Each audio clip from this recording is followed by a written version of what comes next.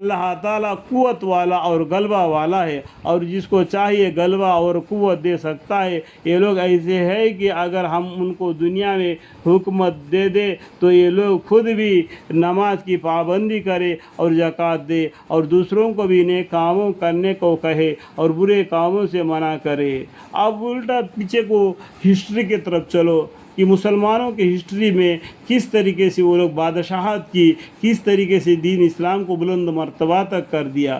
بیٹھ کر وہ بادشاہ کر کے نہیں کھائے، وہ خود بھی محنت مزدوری کر کے اپنا رزق کھاتے تھے اور لوگوں پر حکمرانی کرتے تھے، دین اسلام اللہ کے حکم کے موافق۔ ٹھیک ہے، ہسٹری کو پڑھو، معلوم پڑ جائے گا کہ لوگ کس طریقے سے وہ بادشاہت کی تھی، دین اسلام کو بلند مرتبہ تک پہنچا دیا، اور سب کاموں کا انجام تو خدائی کے اختیار میں ہے۔ اور یہ مزاد لوگ اگر آپ کو تکذیب کرتے ہیں تو آپ مغموم نہ ہو جائیے۔ ہمارے پیغمبر صلی اللہ علیہ وسلم کا اللہ تعالیٰ بولتے ہیں آپ کو تکذیب کرے، آپ کو الٹا کرے، الٹا جواب دے، آپ کو کوئی جادوگر کہے اور کچھ ایذا پہنچائے تو آپ تنگ دل نہ ہو جائیے۔ دیکھو اللہ تعالیٰ ہمارے پیغمبر صلی اللہ علیہ وسلم کو کتنا تسلی دیتے ہیں۔ اور یہ مزادر لوگ اگر آپ کو تکذیب کرتے ہیں تو آپ مغموم نہ ہو جائیے، کیونکہ ان لوگوں سے پہلے قوم نوح اور عاد اور سمود اور قوم ابراہیم علیہ السلام اور قوم لوط علیہ السلام اور مدینہ کے بھی اپنے انبیاء علیہ السلام کی تکذیب کر چکے ہیں، اور موسیٰ علیہ السلام کو بھی قبطی کی طرف سے کاذب قرار دیا گیا۔ سو تکذیب کے بعد میں نے مطلب کہ اللہ تعالیٰ نے ان کافروں کو چند مہلت دی، پھر میں نے ان کو پکڑ لیا۔ میں نے مطلب اللہ تعالیٰ نے پکڑ لیا۔ اللہ تعالیٰ پکڑ آ گیا تو چھوٹنے کی جگہ ہی نہیں، اور وہ گاؤں کو چھوڑ کر بھاگنے لگے۔ اب مت بھاگو، ابھی بھاگنے کا کوئی موقع ہی نہیں۔ کہاں بھاگو گے؟ کتنا دور بھاگو گے اللہ کے عذاب سے؟ تو پہلا بتلایا تھا پیغمبروں سے، نہیں مانا، جب عذاب آ گیا تو بھاگنے لگے۔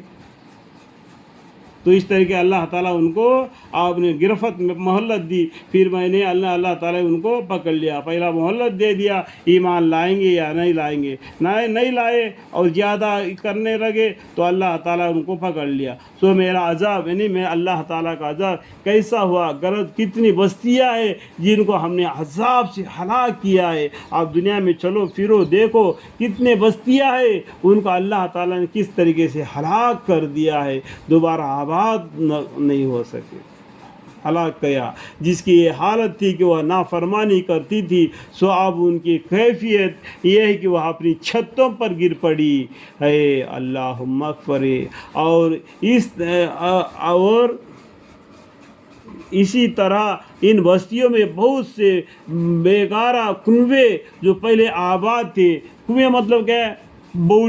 بوڑی میں سے پانی لے کے بھر کے لے جاتے تھے، پورا گاؤں والے ہرے بھرے رہتے تھے، لیکن نافرمانی کرنے کی وجہ سے اللہ تعالیٰ نے ان کو ایسا برباد کر دیا کہ وہ گاؤں بالکل جھڑ سے مٹا دے دیا، اور کنویں کا پانی بھی زمین میں گھس گیا۔ اب اس کو لانے کا طاقت انسان کے پاس تو ہے ہی نہیں۔